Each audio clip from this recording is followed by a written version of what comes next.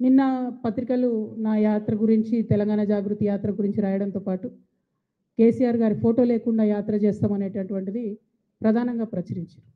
Yes, KCR గారి photo లేకుండానే యాత్ర చేస్తాం. వారిని అగౌరవపరచడం లేదు. వారు ఉద్యమ నాయకుడు. వారు లేనిది తెలంగాణ రాదు, రాలేదు, ఇంపాసిబుల్. కానీ ఇవాళ వారు ఒక పార్టీకి అధ్యక్షులుగా ఉన్నారు. ఆ పార్టీ నుండి నన్ను సస్పెండ్ చేయడం జరిగింది. ఆ పార్టీలో నేను ఇవాళ ప్రాథమిక సభ్యురాలుగా కూడా లేను.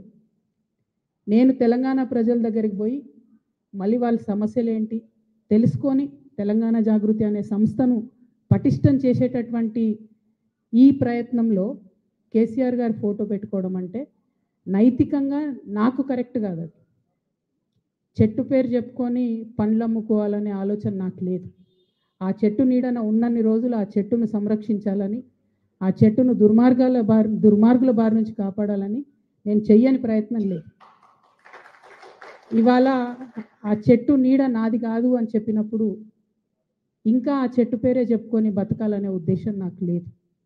నేను నా తువ్వ వెతుక్కుంటున్నా.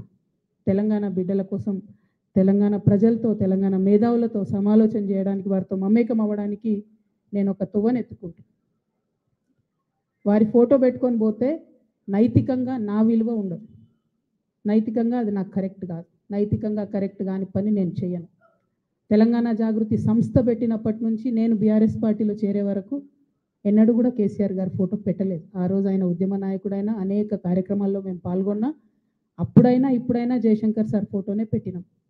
నేను బీఆర్ఎస్ పార్టీలో ఎంపీగా గెలిచిన తర్వాత ఖచ్చితంగా సార్ ఫోటో పెట్టినాం, నేను కాదనట్లేదు. సో ఇదేదో సార్ కోసం అగౌరవం అన్నది కాదు.